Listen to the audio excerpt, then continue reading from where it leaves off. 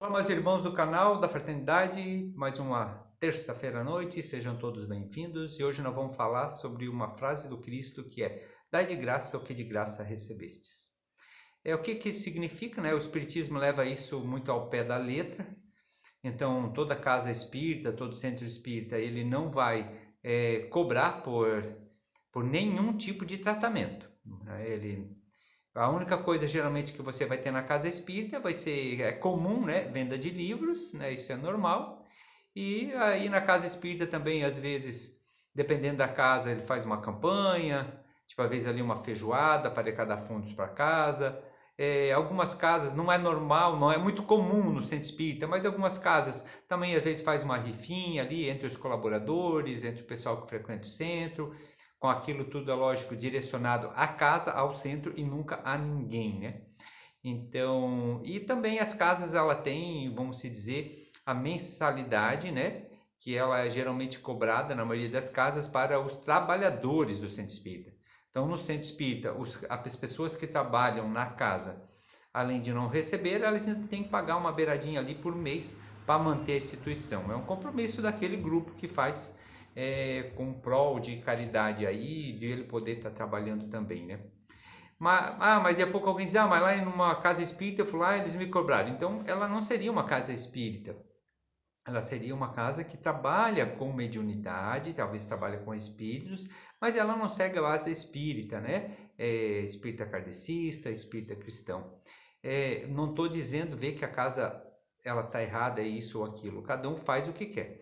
Mas o espiritismo é um nome que foi desenvolvido por Allan Kardec, e na base de Allan Kardec, fora da caridade não há salvação, e dai de graça o que de graça recebestes. Então, a mediunidade, ela é algo inerente do ser humano, mas no tratamento espiritual ela vem dos espíritos, passa pela pessoa, então eu não posso cobrar por algo que não é meu.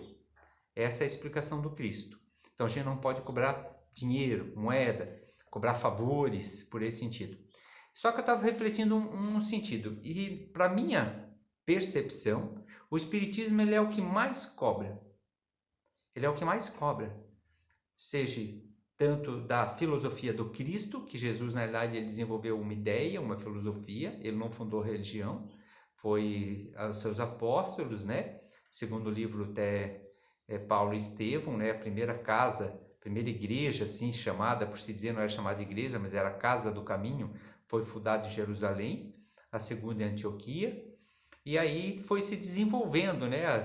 É uma ramificação da ideologia de Jesus, do cristianismo, ali no século III, então ela se institucionalizou com a liberação do cristianismo por Constantino, né? Imperador romano.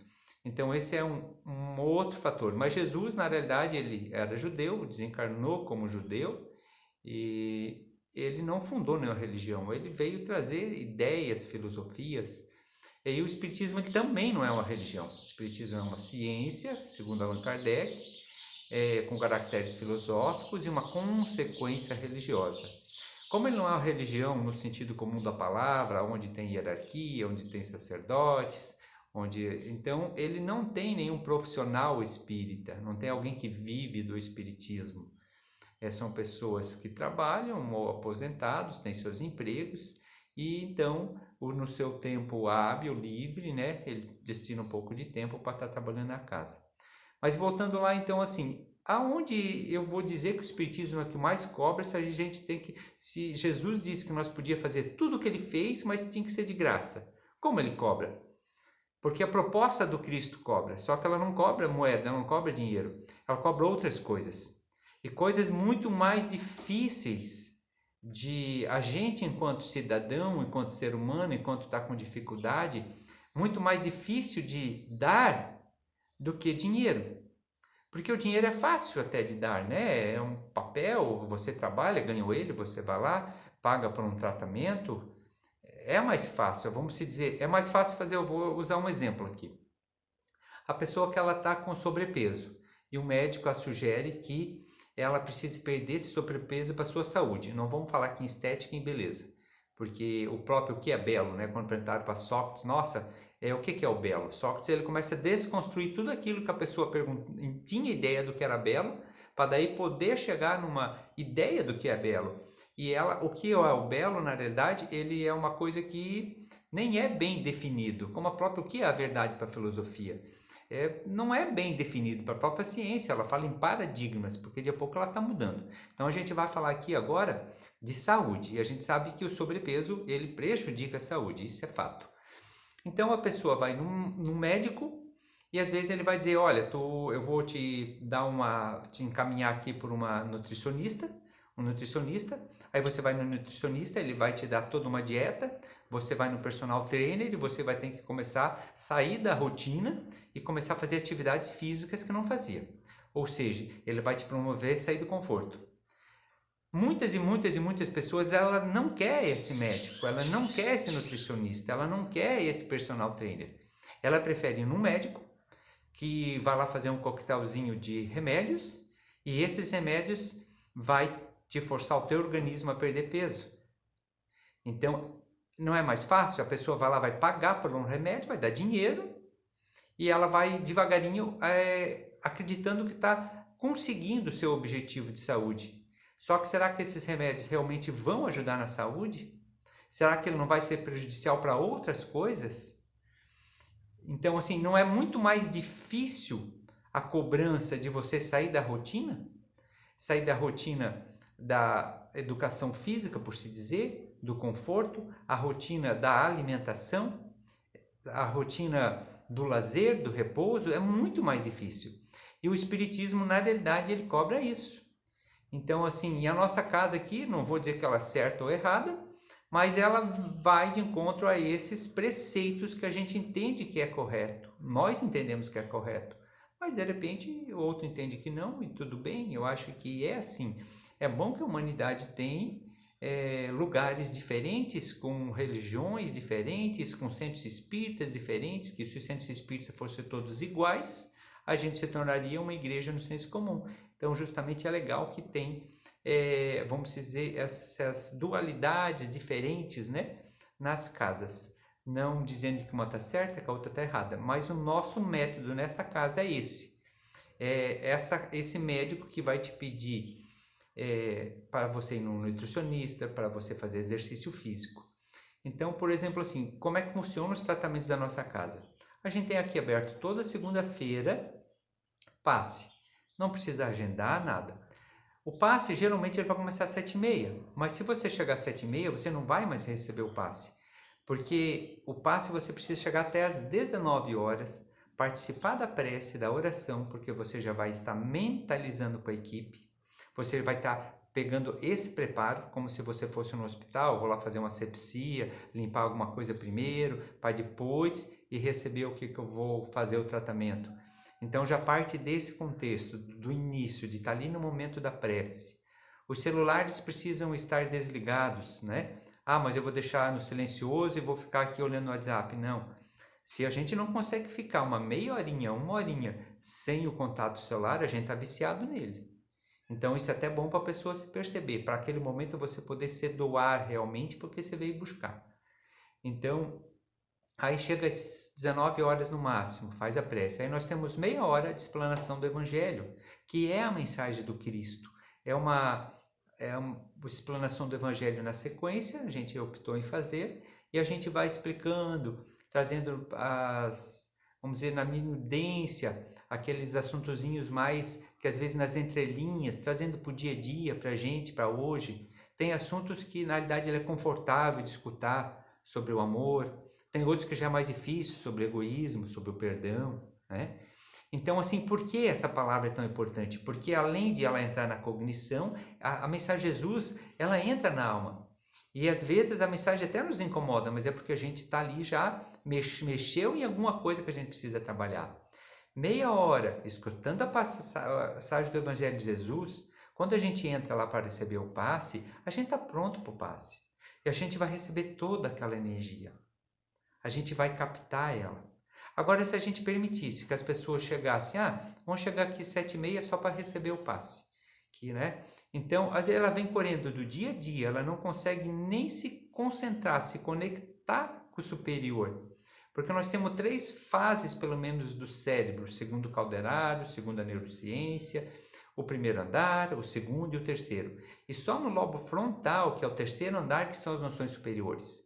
Então a gente precisa deixar esse nosso eu mais instintivo, do primeiro andar até do segundo, subir para esse terceiro, para encontrar Deus no nosso próprio coração, para a gente encontrar a essência dele.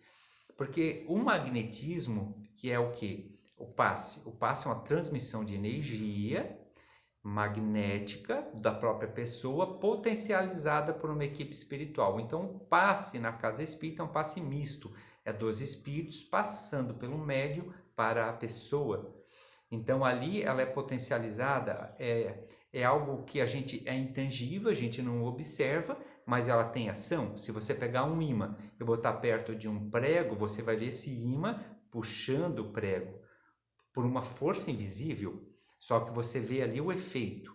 A gente que já lida muito tempo com isso, a gente vê os efeitos. As pessoas nos descrevem os efeitos que elas têm ao receber o passe. Só que lá está a energia. Se a pessoa chegou ali, naquele horário, simplesmente foi correndo lá receber um passe, fez simplesmente um Pai Nosso ligeirinho para receber, ela é a mesma coisa que tivesse ido tomar banho, ligar o chuveiro, mas de guarda-chuva. A energia está ali, mas ela não se conectou com ela, entende? Então, por isso que a gente cobra, que a gente tem as nossas regrinhas.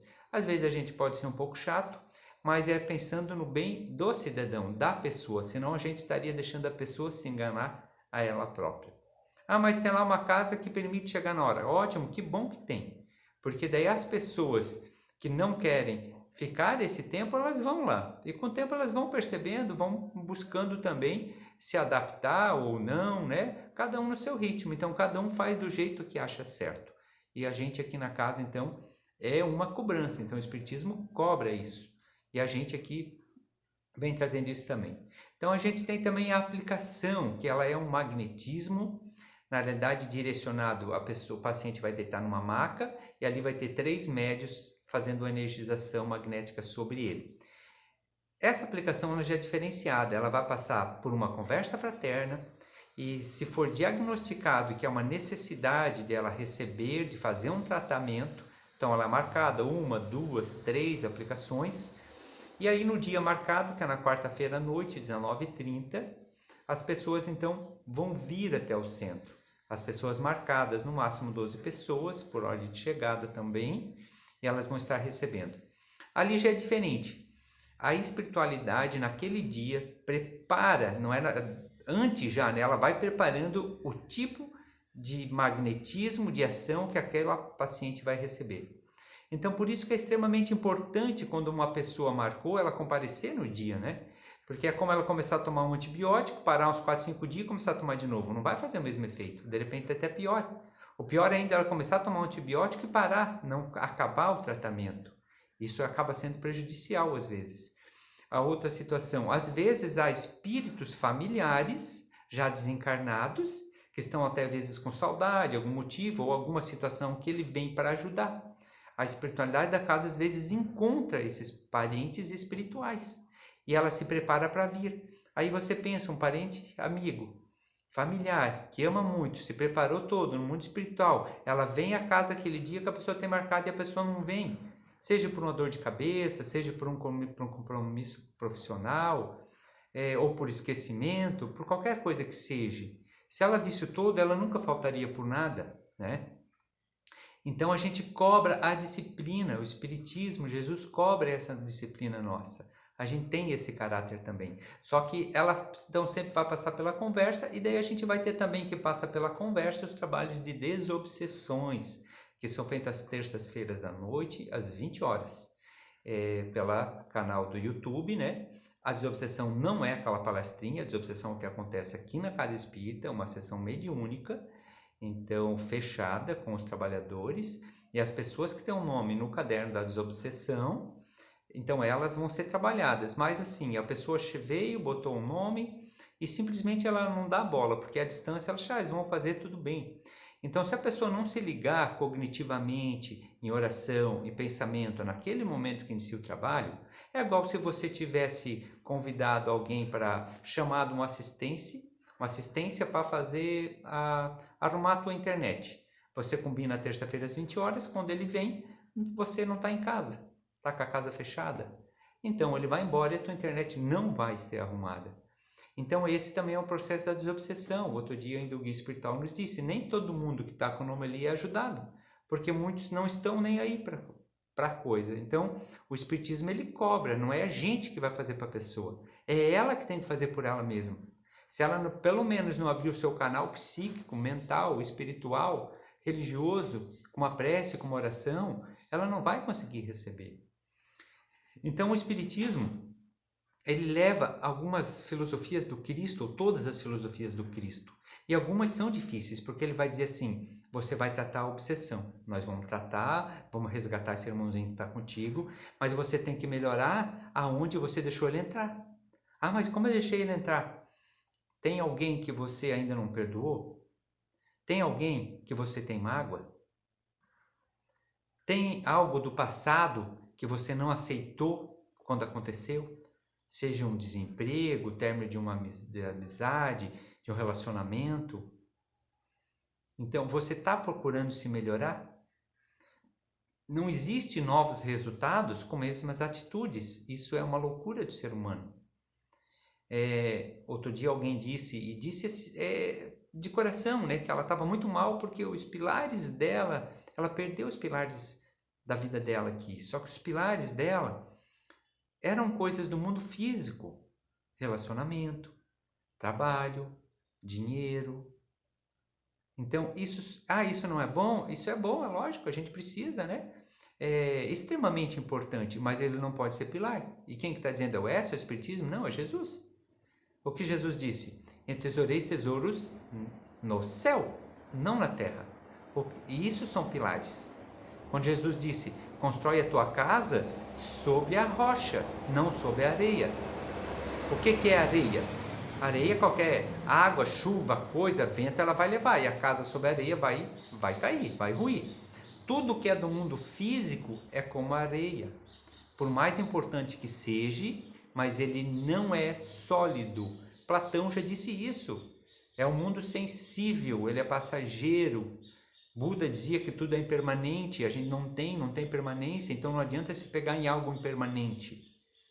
A gente tem que se ancorar em algo firme, uma rocha, algo que nunca muda. E isso, a única coisa é a espiritualidade.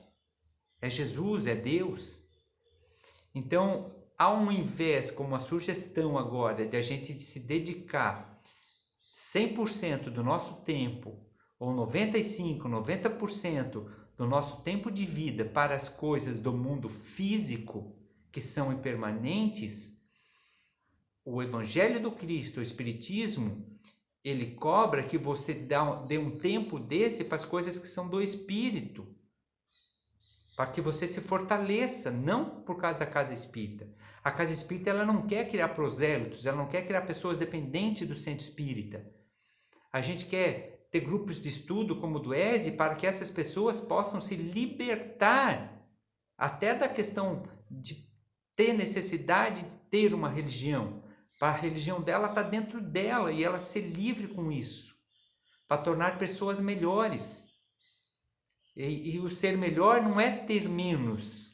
Você pode ser bilionário e você ser uma pessoa ótima, maravilhosa, desde que você tenha humildade, desde que você tenha caridade, desde que você tenha o sentimento de perdão para o teu próximo, de reconhecer em ti mesmo os teus erros e buscar te melhorar.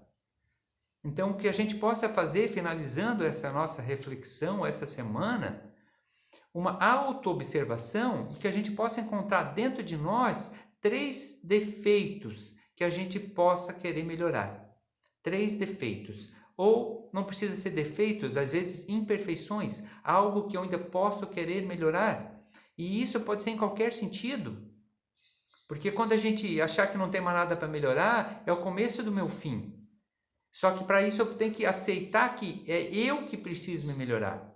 E aí eu tenho que parar de dizer assim, não, mas é porque eu sou uma pessoa ansiosa, eu não consigo mudar. Ah, é porque isso é genética. É porque isso é porque meus pais me trataram daquele jeito. Não, tudo é nosso. Eu vou dar um exemplo final. Ninguém pode tirar a paciência de ninguém, que é muito comum se dizer, porque o fulano tirou minha paciência, ele me tira a paciência, ele me deixa revoltado, ele me deixa irritado. Não, é nós que perdemos a nossa paciência. É nós que perdemos. Então, quando o outro nos cutuca, não é a cutucada do outro. A impaciência que eu perco é minha, é eu que perco ela, entende? Então, tem que me fortalecer, porque no mundo que a gente vive de provas e expiações, a gente nunca vai ter um ambiente externo perfeito. A gente vai sempre ter um ambiente externo com dificuldade, com problema, com gente cutucando. Quando acaba um, vem outro. E isso é o quê? Isso é exercício para o espírito, para a gente melhorar e não sucumbir sobre ele. Então, meus irmãos, não sei se ajudei em alguma coisa, espero que sim. O que eu falo aqui, muitas coisas vêm da minha reflexão e ninguém é obrigado a concordar, o espiritismo é assim, mas ele é interessante entender. Quando alguém tiver alguma dúvida, sugestão, crítica ou reclamação, tem aí o canal para escrever, fique à vontade que a gente sempre vai estar respondendo cada perguntinha ou cada contexto que tiver ali. Grande abraço, fiquem com Deus e até a próxima terça.